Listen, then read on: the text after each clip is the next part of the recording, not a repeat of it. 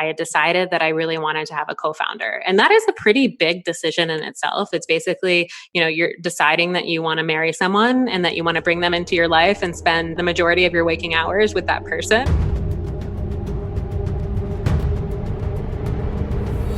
You got to pick yourself up, go backwards, and slam yourself at the wall like 500 more times until the wall crumbles. 25% of middle school girls already believe they'll never achieve their dream career. Hi, I'm Goldin, founder and CEO of Hint. And you're listening to Unstoppable, a podcast spotlighting the journeys of inspiring entrepreneurs. I believe that at its core, leadership is about constantly learning from the people around you, and I'm so inspired by the conversations we're having in our upcoming episodes and can't wait to share them with you. This season, some of my guests include Rebecca Minkoff, fashion designer and founder of the Female Founder Collective, Diana Kapp, author of Girls Who Run the World, Andrew Dudham, founder of Hims, and Eugene Rem, co-founder of Rumble Fitness, and much, much more. Plus, we ask the $1 million question, what does it really take to be unstoppable? Let's find out.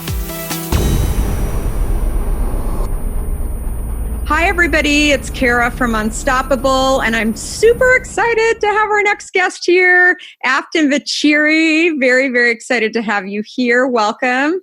Thank you for having me. I'm so excited to be here. So Afton is the CEO and co-founder of Modern Fertility. I'm so excited to have her on the show to chat with us and educate us about just this entire field and all of the exciting things that they're doing. But modernfertility.com, Modern Fertility is making personalized fertility information more accessible to women everywhere. And the company provides fertility hormone essentials so women can be proactive about their reproductive health, whether they want kids or not.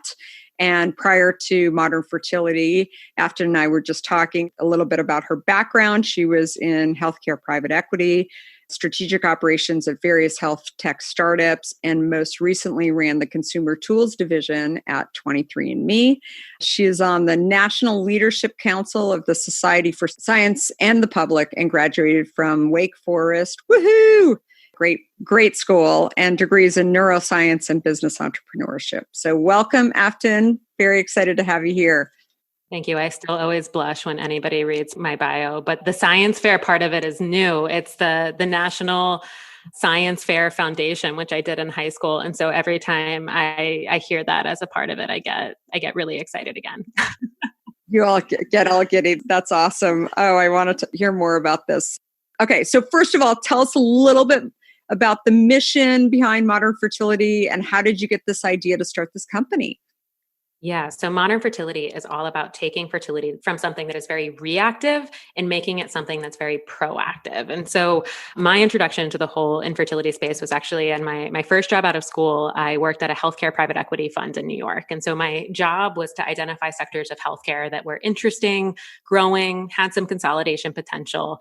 And so just because of my personal interests, I ended up spending a lot of time in women's health. And then within women's health, I ended up going really deep on fertility and infertility. And so from a private equity perspective, infertility was really interesting. It had a self-pay demographic, which meant it was a lot of people paying out of pocket for these procedures.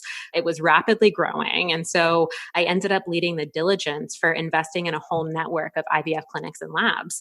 And so it was through that process, I learned the business of infertility. I learned the science of infertility, but it was really the emotional aspect that stuck with me. I had to go into IVF clinics in New York City and just talk to these women, these executives who had never been told that fertility declined with age or had never been told that IVF wouldn't work for every single person. And I really felt that at the age of, you're 22 when you graduate. And I think when you go into your first job, that I had this unique insight into this world of fertility and infertility that I wouldn't be talking about with my girlfriends for another decade. And so that experience really stuck with me. And just, fast forward, I ended up leaving private equity, moved out to San Francisco, ago, ended up joining a variety of early stage companies, most recently 23andMe. And then I realized that I was waiting until later in life to start my own family. And I tried to get my fertility hormones tested because I learned about those tests and these kind of baseline tests that you could do back when I was in private equity. And my OBGYN said no, and that I wasn't actively trying and failing to conceive. And so they weren't going to order the test. So I had to go into an infertility clinic, got the tests. And when I finally got them done and had that conversation with a reproductive endocrinologist and IVF doctor, I was just so empowered. I was informed about my own body. I had a conversation with my doctor, my partner, myself about my timeline. And then I just started talking to my friends about it. And that was really the aha moment. And that these women that I was talking to were asking for and demanding more information about their bodies so that they could make the decisions that were right for them. And that was the start of Modern Fertility. How could we take these same exact laboratory tests that were done in an infertility clinic when a female or couple was having trouble getting pregnant out of the clinic into women proactively at a fraction of the cost in a super easy to access format? We have a simple finger prick like what diabetics use that you can do at home and ship in. That's so interesting. So why do you think that the traditional approach to fertility no longer really serves women? Yeah, I think that's such a great question. I've thought about this a lot. And I think that there's three main reasons driving it. And the first and largest is really that women are waiting until later in life to start their families. Millennial women are waiting longer than any generation in the history of the US to start their families. The average age of first birth in major metropolitan cities is now 31 years old. And so as you start to think about kid number one or kid number two or kid number three, your fertile timeline can overlap with the menopausal transition. It's biology. We're living longer, yet our, transitions into menopause and our overall fertile window is still exactly the same. Yet as a society, we have not changed the education system. We've not changed the healthcare system to provide this education proactively to women that are now needing this information earlier to make the decisions that are right for them. And so that plays out in the statistics. Now we have 1 in 6 couples that are struggling to get pregnant, with age being the largest driver. The second is that 20% of millennials identify as LGBTQ, where the traditional definition of infertility and fertility just doesn't apply anymore. And so when you start to look at the new construct of a family, new constructs of couples, it's amazing, but we need new rules. We need new technologies. We need more information. And then I guess the third is more of a request. I think it's more, we're so used to having all of this information about clean beauty products. We're so used to knowing in our hint water that it doesn't have chemicals in it and that it's safe. Like, how come fertility is just still a black box? And I think that really there is just a lot of confusion around, as we have these new requirements, what fills that gap? Really interesting. I had, as you're talking, I remember an interview that I had with Maria Shriver around hormones, and a great episode that we did. And, she's done a ton of research around hormones and Alzheimer's.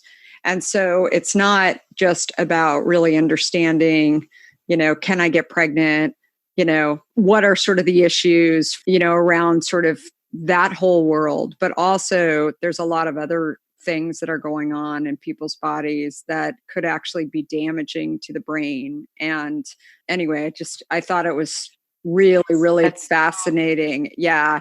That just another reason why, it's important to actually really understand where your hormone levels are, and one thing that she talks about too is in that podcast, I remember, was like, after, women have a baby, it's a time when you are depleted from so many of your hormones. And then you end up, people call it pregnancy brain or new mommy. There's depression. There's like other things where it sort of, manifests itself in different ways. But if you were actually to be able to use your kit to really understand that kind of information, I mean, I right? could talk about this all day. I think that, we call hormones your fertility detectives. And when we talk about reproductive health, we really talk about it as a huge part of women's health. And whether you want kids or not, understanding your reproductive health is just so important. And by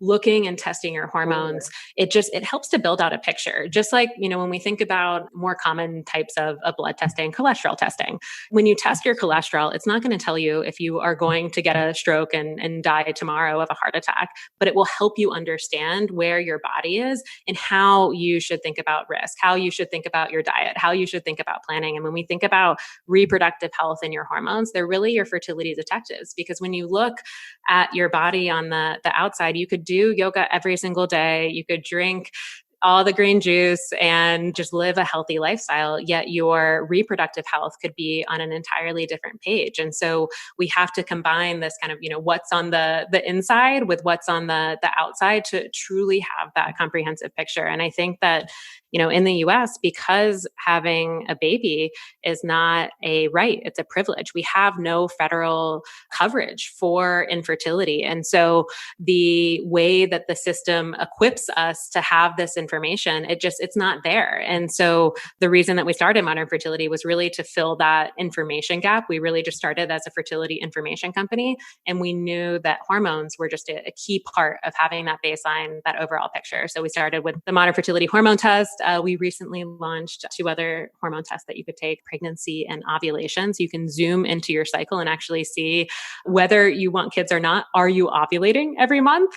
And so it's just the amount that you can learn about your body through hormones is fascinating.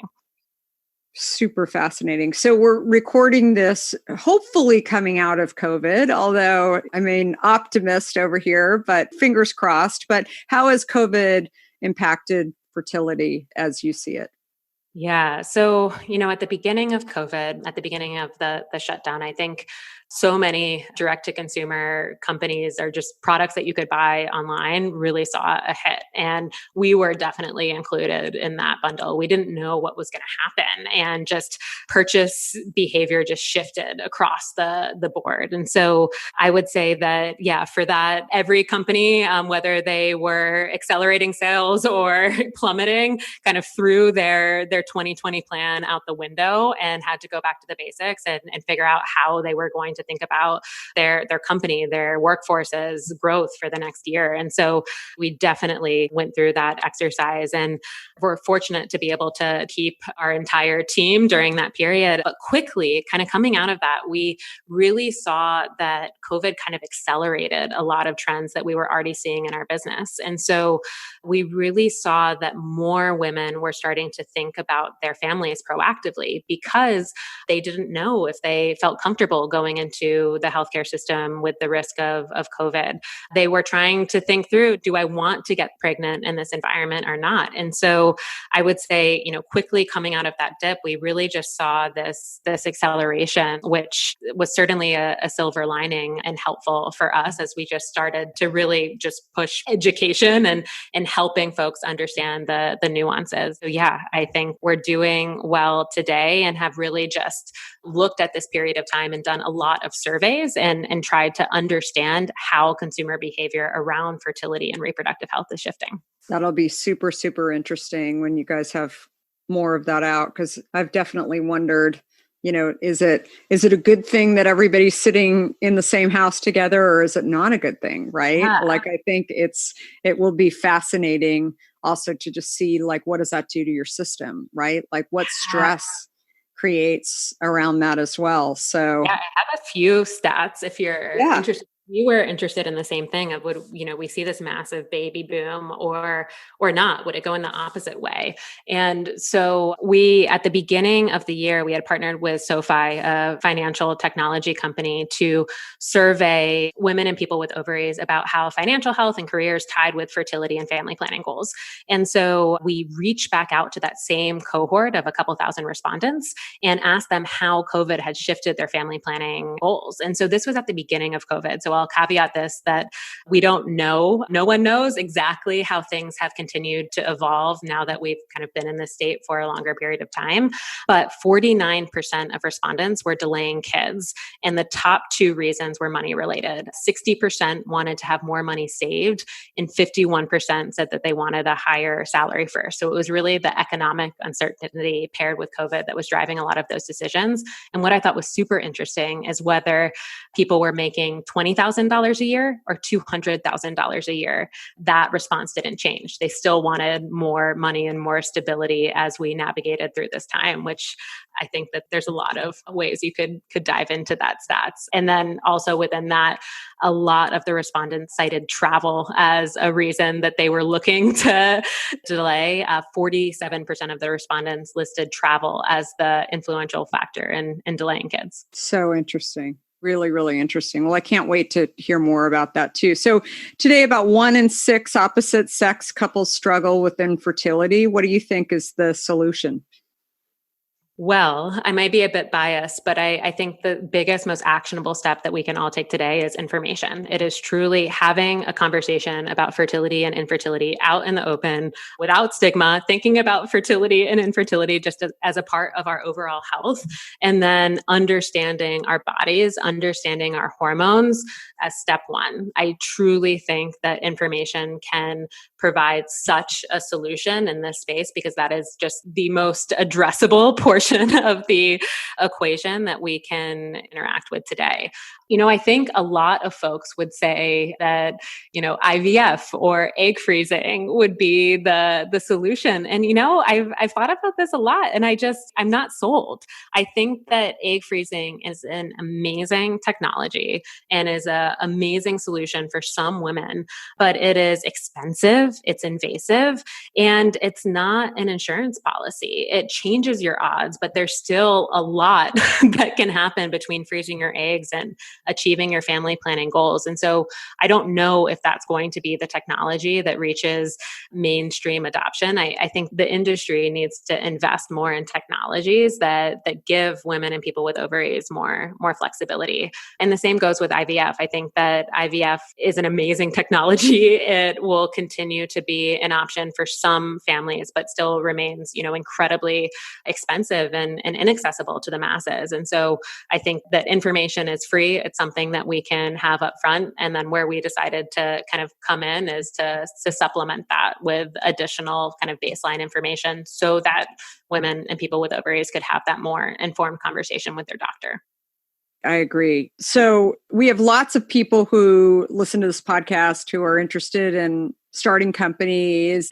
And obviously you have great background, but what do you think was like the biggest thing that you learned? I mean, it's not just about having an idea too. It's also, you and I briefly talked about growing a team and, getting capital. Like, what do you think were, I guess, the hardest things or the things that you didn't realize, like when you were going and starting this? Yeah. Oh my gosh. I think, everybody just has, I think, slightly different answers to this. Yeah. When I think back, it was really, I quit my job not having the idea for modern fertility in mind. And so when I eventually centered in on the idea for modern fertility, I had decided that I really wanted to have a co-founder. And that is a pretty big decision in itself. It's basically, you're deciding that you want to marry someone and that you want to bring them into your life and spend the majority of your waking hours with that person. And I remember, talking to some of my friends and telling them, hey, I want a co-founder. Is there anybody that, you would recommend that I talk to? And having friends, former colleagues, mentors, refer people in their network to you. I mean, it was the most humbling experience.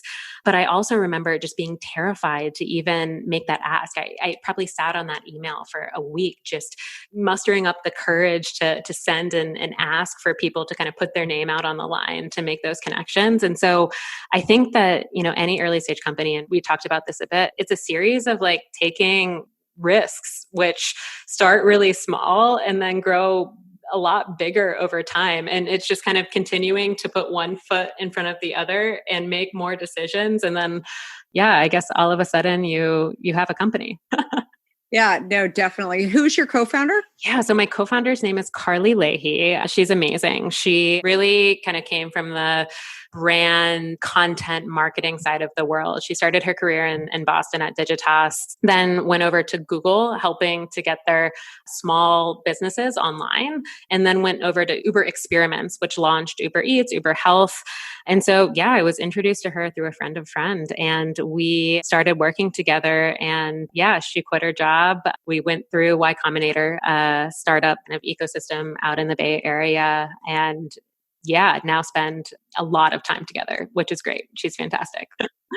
I just interviewed another Y Combinator graduate, recent Y Combinator graduate, a product called Chef. Oh, interesting. Yeah, really, really cool. And actually, Jeff Ralston, I don't know if you met him in the process, but Jeff is, I think he's president of Y Combinator, but he was our first investor. He's a friend of mine. And anyway, he thought this idea for starting a beverage company was absolutely crazy. But he's like, if anybody like figures it out, it's going to be you. And so he put the first money in, and now he's quite happy that he did, but he's such a great guy. And anyway, I have so much mad respect for Y Combinator, because I think like what they do and, just organizing and pushing people to actually develop, and really kind of set that. Sometimes I think you just need almost like a coach to sort of like say, when I was interviewing Joey Gracia from Chef, he was saying that like he had said, okay, we'll have it together in 30 days. We'll have our site built. And they said, no, you have 3. Yep. Like, and he was like, I can't do it in 3. And they were like, get as far as you can. Like, this is because you're going to blow the whole thing up anyway and go do it. So again, like, I think what they provide for so many, entrepreneurs, a structure and all different kinds of ideas. So it's super, super, very, very cool. But so you found your match for your co-founder and different skill sets, which I always, share with people.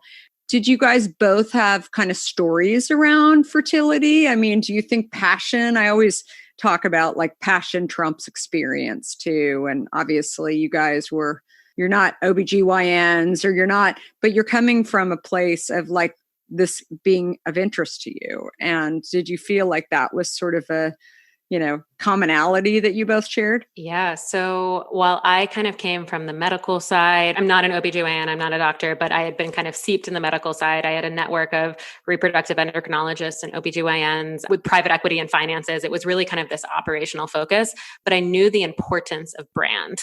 And I knew that modern fertility had to be something that women wanted to consume. And we had to talk to her and engage her like her OBGYN that was also her best friend. And in order to create that, it really had to be a partnership between me and Carly. And so Carly did not know anything about fertility when we had our first meeting. She took the meeting and kind of heard me out. And when you hear the story from her, it's really that she made it her mission to convince her former self of the importance of this information, because she was the type of person that, grew up. I love it. Her mom stayed at home. She had sisters, and she just was always, hard charging with her career. And I think, when she went deep on all of this information and understood the nuances, she just couldn't believe what she didn't know. And so I think that, we had this combination of this more kind of, I struggled to say, not expert perspective, but just kind of industry perspective combined with like learning all of this for the first time. And I think fusing that together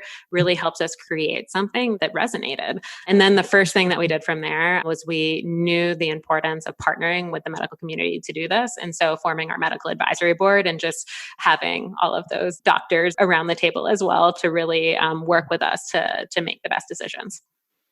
Very, very cool. So one thing that you mentioned before, you had some big news. You were in the process of a huge launch. Let us know what that is. Yes. So we are, I guess by the time this comes out, we will be live in 1,500 Walmart stores and Walmart.com with our pregnancy and ovulation tests, which I am so, so excited about.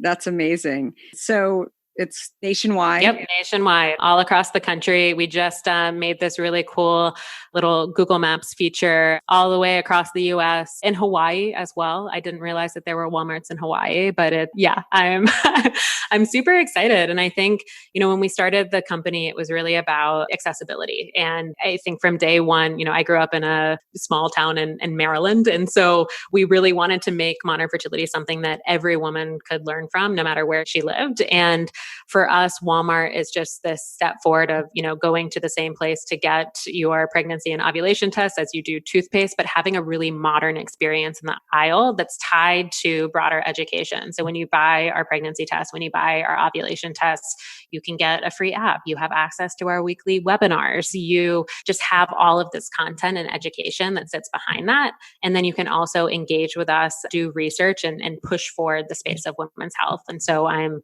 really excited and just so proud of the team. It's no small feat, as you know, to partner with retail and especially with a lean team and get on shelves. And so I'm really excited. Yeah. And really getting to the Walmart audience, I think will be incredibly important. I mean, I think that there's definitely an education around this, right? Unfortunately, it's hard to tell on a box, right? Like for us, I mean, when we launched Hint, like people were saying to us, oh, it tastes great. What's it sweetened with? And so, it's the same kind of thing. Like you have to get the product not only in front of people for sale on shelves, but you also have to figure out through social and other aspects, how do you actually get this consumer? So exactly. I'm holding up our boxes now. And it's the same way where you have on the back, you can learn all about them. You can learn our founding story. You can understand why you measure LH to learn more about ovulation and timing intercourse or insemination. And so, yes, that is spot on. That's awesome. Are you guys doing ads like on social in terms of like I could see video and stories just being such a part of your... Yeah. So for us, I think we've really seen the most traction in other women and people with ovaries telling our story. Like when someone talks about the personal experience that they've had with modern fertility, I mean, it's real, right? You have women that are just checking in, that it opens up a dialogue with themselves and with their partners. 1 in 100 women have premature ovarian insufficiency, which means, and this is with our core modern fertility hormone test, you can understand more about kind of some of these broader levels, but 1 in 100 women have premature ovarian insufficiency. And this has major impacts on fertility, your overall timeline, and it's tied with a lot of other medical conditions. And so I think that the stories on the extremes are always the most powerful, but even just, talking to someone that can genuinely talk about the benefits, arming and equipping themselves with information. I mean, it's so powerful. And, I think for us, we're really proud to talk about Walmart as a partner and just continuing to let women know that for pregnancy and ovulation, those often have more urgency to purchasing them. And so they can, swing by their local retailer in addition to buying them on our site. Yeah, definitely. Really, really interesting. So I always ask this question of every one of our guests: what makes you unstoppable? What is the key thing that you think is really important in entrepreneurs? And you're on a different level, though. You're not just a typical entrepreneur. You're taking on, a very complicated category that needs a lot of education, and also just kind of taboo. I think you're doing great things. I mean, you're doing things where you help people, right? So what do you think makes you able to do that? Thank you for saying all of that. I mean, I genuinely am so passionate about this space, about reproductive health, about proactive fertility information. Whenever I hear people talking about fertility or reproductive health on the street, I think of that as such a win. I think of that as a win for society, that we're starting to normalize some of these topics. And so I really think this unrelenting passion and view of how I want the world to be, and just every single day waking up and trying to make progress against that, I find that just incredibly motivating for me personally. And I think, as you know, at every phase of a startup, of a company, there are just so many highs and lows. And I think when you have that North Star, that passion can just kind of continue to get it through. And, I think under that passion, there's just a ton of curiosity. And I think that that's something, even if entrepreneurs are in a space where they're not personally, passionate about the space, our mission, there can be a curiosity that kind of creates that passion.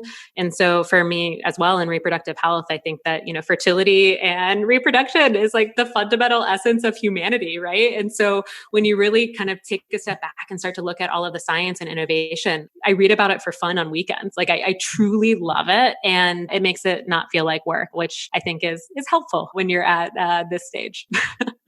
I love it. I love it. Well, thank you so much for coming on and talking to us a bit more, educating me for sure on this, but it makes me all the more interested in your company and what you're doing. And just as a founder, just going out and breaking down walls. And you talked about just so much that I'm really interested in. Just also, you talked about a lot of the doubts that you had. I have a book coming out in a month that I'm talking in the book. The core is really around, the fact that entrepreneurs definitely have doubts. They have doubters that think like, oh, that's not going to happen. You're never going to be able to make it happen. But it's really about trying and going out and, doing what you can, which is what you're doing. I mean, which is so noble and just awesome. So, well, thank you so much. Where do people find you, Afton, on social? Are you on social? Yes. And obviously modernfertility.com, but where else can people find out more info? Yeah, you can go to modernfertility.com. You can find us on all social platforms on Modern Fertility. I'm Afton Vechery. DM me, find us in our community that is free to join. We really just want to continue this conversation. And so having this conversation with you was just such an honor. I am a super fan as well. And this really meant the world. Thanks so much for having me. Awesome. Thanks, everybody. And if you guys liked this podcast, please give Afton super high marks and subscribe and all that kind of stuff. So thanks, everybody. Have a great rest of the week.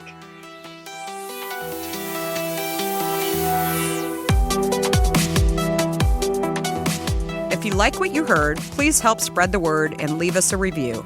You can also follow along with me on Facebook, Instagram, Twitter, and LinkedIn at Kara Goldin. Do you have a question for me or want to nominate an innovator to spotlight? Please talk to me at Kara Goldin on Twitter. Thanks so much for listening. Until next time, be unstoppable.